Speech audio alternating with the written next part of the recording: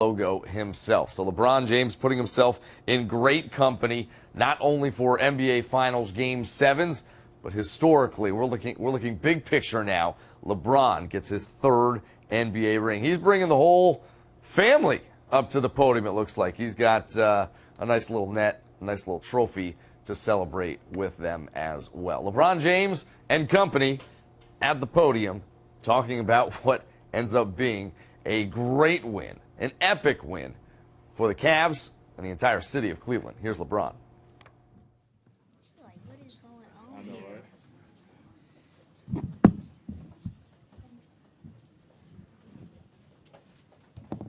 First question in the second row on the right. LeBron, David Barkley, KTSF. First off, congratulations on the win. So this being your third title, there's obviously a lot of footnotes that separate this, but does this championship resonate with you as being a little bit extra special, being that it's for the city of Cleveland, for the state of Ohio where you grew up? Absolutely.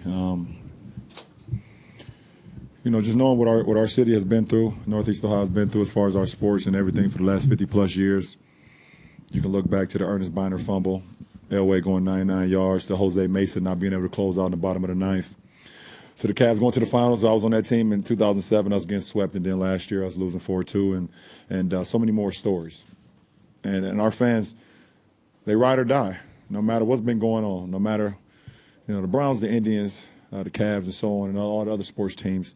They continue to support us, and for us to be able to end this drought, our fans deserve it. They deserve it, and it was for them. David on the left. David Aldridge, TNT. LeBron, I asked you a couple of times about that, about the notion of what finally winning one would do for yourself and for the city of Cleveland, and especially for Akron. And I just wonder, now that you've accomplished it, is it relief? Is it excitement? What are the emotions? Well, David, you've been harping on it a lot the last couple of weeks, and for me, I'm true to the game, and I know what I bring to the table, and I came back for a reason. I came back to bring a championship to our city. I knew what I was capable of doing. I knew what I learned in the last couple of years that I was gone, and I knew when I came back, I knew I had the right ingredients and the right blueprint to help this franchise get back to a place that we've never been, and that's what it was all about, David. Right now it's just excitement. It's not even relief. It's just excitement for us as a team, as a franchise, as a city, as a community. To be able to continue to build up our city, continue to be an inspiration to our city, it means everything, and I'm happy to be a part of it. LeBron, at 3-1, with them having 2 on their record at home, what do you think turned this series around?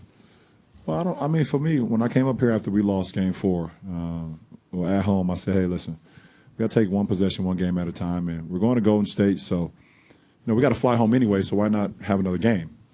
And I believed in that. And my guys believe in me as their leader. Every single day, I preach to them every single day. I'm their leader, and they allow me to lead those guys every single night, and I was just true to that. I believed, and nobody else believed besides the other 14 guys in our coaching staff and our fans. Just going out and executing and putting things together and making plays, and we was able to do that. Mike? Mike Wise on ESPN. LeBron, when you're sitting on the bench before the game and the national anthem, you seem to be deep in thought. What was really going through your mind at that point? Just zeroing in on what needs to be done to help us win. Obviously I put the effort into it, but just thinking about the game, thinking about the plays, understanding that they're going to make a run, they're a great team, understanding we're gonna make some mistakes, but it's how we come back from it and how we move on to the next possession. And then also just living in the moment. I told my guys before the game, listen, there is a game to be played, but there's not many teams that get an opportunity to be in the NBA Finals in a Game 7. It's just not. Yeah. And this is my second one, and I'm able to say that I've been victorious twice in Game 7. So, I just told the guys, don't take this for granted. Don't take it for granted. Let's go out, and our coaching staff gave us a great plan, and let's go out and execute it. You guys are losing tears there, J.R. Smith. It's a real genuine scene. What comes to your mind? All the people that were for you when you were young. What has happened? A little bit of everything. I think all the emotions, everything. Obviously, I know what JR's been through in his career. People counting him out and saying he's this, he's that. Not understanding. You can't have that, Mama. That's not yours. You can't have that. That's for Daddy. But just understand what JR's been through, and people just saying that, there's no way he can be a winner, and when our GM came to us last year and said, hey, we got a deal to get Timothy Mozgov and get Iman Shumpert, and the Knicks are going to throw in JR. I was like, what? They're going to throw in JR into the deal? And I was like, okay, I got him.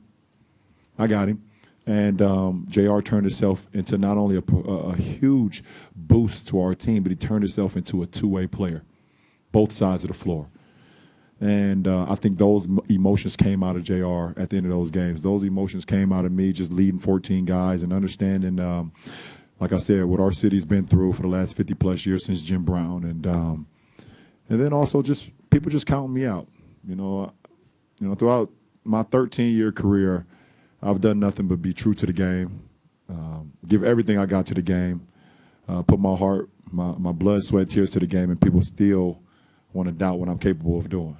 So that was a little icing on the cake, for myself to just let me know that everything I've done, it results in this. And they say hard work pays off, and that's what happened tonight. Jeff, all the way in the back. LeBron, Jeff Zilgett, USA Today.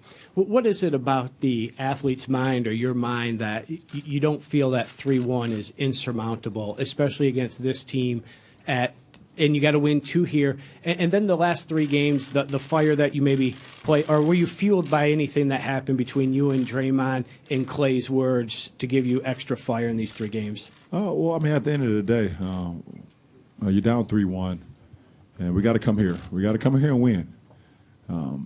We had to win in this building anyways. We only get 3 games at home. So even if we sweep the home series in a 7-game series, we got to win here anyway. So Game 5 was a great opportunity for us to try to seize that. And we came out with a great game plan. Our coaching staff gave us a great game plan, and we was able to send the game back home down 3-2. And, we know our fans. Our fans give us everything, and we was able to give it back to them. And, once we get to a Game 7, I'll take my chances versus anybody, versus any team. You give me 1 game, you give me 48 minutes, I'll take my chances. And, once we got to a Game 7, I was just confident. I knew what I was capable of doing. I knew my guys would allow me to lead them throughout 48 minutes, and they did that. Up here in the front. LeBron, right here. Steve Futterman from CBS News. Your story is a bit like a Greek drama. You come to the Cavaliers, a homegrown product. You leave, you come back saying that you want to win for the city. Can you talk about what you want to tell the Cleveland fans, the ones that got mad at you, the ones who never got mad at you, and also right now you're an emotional person. What is going through your heart and mind right now? What's going through my mind is I'm ready to get back to Cleveland. I can't wait to get off that plane and hold that trophy up and see all our fans at the terminal, IX Jet Center, and I know they're gonna be ready. I'm almost done, babe. I'm almost done. I promise. So I can't wait to just give the emotion back to them. Looking forward to it. That's all. And